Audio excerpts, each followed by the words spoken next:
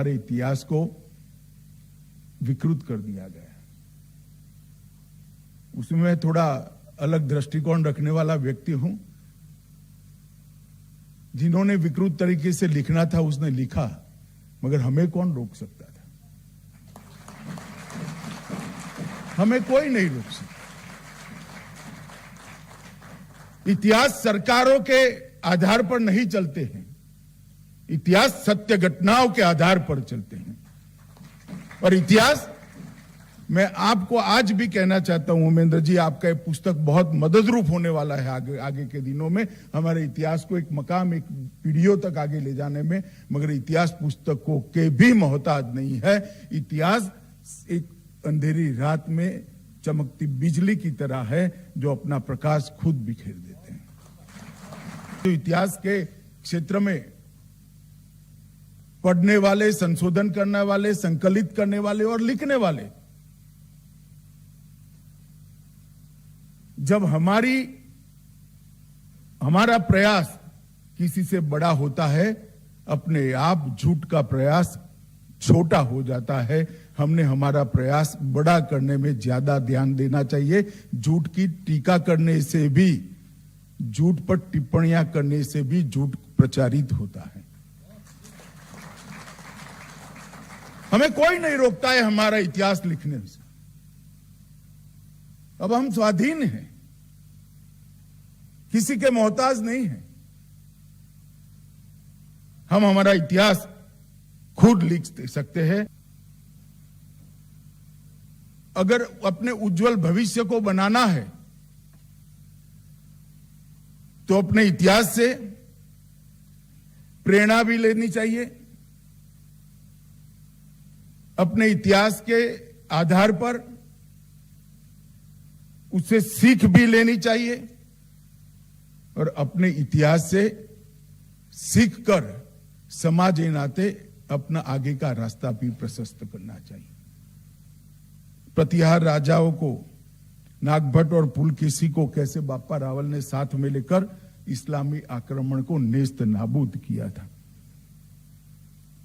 सिर्फ 6000 सैनिकों के आधार पर 50,000 से बड़ी अरबों की फौज को दिन में तारे दिखाने का काम वीर बापा रावल ने किया था। वो जन्म से राजवी नहीं थे। और आज इसलिए देश का पश्चिम क्षेत्र आज भी बापा रावल का नाम आते ही बच्चा बच्चा सम्मान के साथ, गौरव के साथ उनकी स्मृति को अपने आत्मा के साथ जोड़ता है। और बापा रावल का ये जो प्रयास था, इसने 500 साल तक देश की पश्चिमी सीमा से आक्रमण नहीं होने दिया। महाराणा लक्ष्मण सिंह, राणा कुंभा, राणा सांगा और महाराणा प्रताप तक ये गौरवशाली युद्ध को जो पीढ़ियों तक चला, इसको संजोने का काम डॉक्टर साहब ने किया है। कई सारे लोगों ने अलग अलग अपने लेखों में इस वंश के बारे में कई टिप्पणियां भी की है। ऐसा नहीं है कि इनको न्याय नहीं मिला है। और मैं आज भी कहता हूं कि सरकार के अभ्यासक्रम से इतिहास की जानकारी मिलती है। इतिहास को पढ़ना पड़ता है, इतिहास को जानना पड़ता है, और वो सरकार पर आधारित नहीं है। अगर हम संदर्भ ग्रंथ बनाने की शुरुआत करें,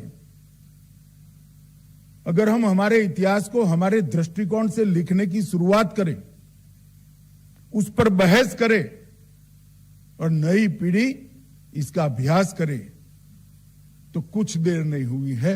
ये लड़ाई बहुत लंबी है और ये लड़ाई के लिए बहुत जरूरी है कि हमारे इतिहास को हम हमारे सामने रखें।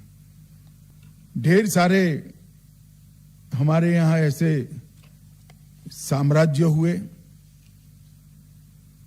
मगर इतिहास लिखने वालों ने साम्राज्यों का जब भी जिक्र आया तो मुगल साम्राज्य की ही चर्चा करी। पांड्य साम्राज्य 800 साल तक चला अहोम साम्राज्य असम में 650 साल तक चला। बख्तियार खिलजी से लेकर औरंगजेब तक सभी को उन्होंने पराजित किया, असम को स्वतंत्र रखा।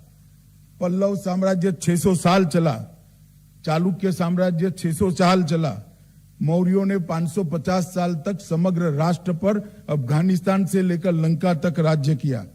सातवाहन ने भी 500 साल तक शासन किया, गुप्तों ने 400 साल तक शासन किया और समुद्रगुप्त ने पहली बार भारत की कल्पना को चरितार्थ करने का साहस भी दिखाया और सफलता भी प्राप्त करी। मगर इस सब पर संदर्भ ग्रंथ नहीं लिखे गए। हमने टीका टिप्पणी छोड़कर हमारे गौरवशाली इतिहास को जनता के सामने रखना चाहिए। इस पर संदर्भ ग्रंथों की रचना करनी चाहिए। धीरे धीरे धीरे कर जो इतिहास हम मानते हैं गलत है, वो अपने आप निकल जाएगा, सत्य फिर से उजागर हो जाएगा। और इस दिशा में बहुत सारे लोगों ने काम करने की जरूरत है।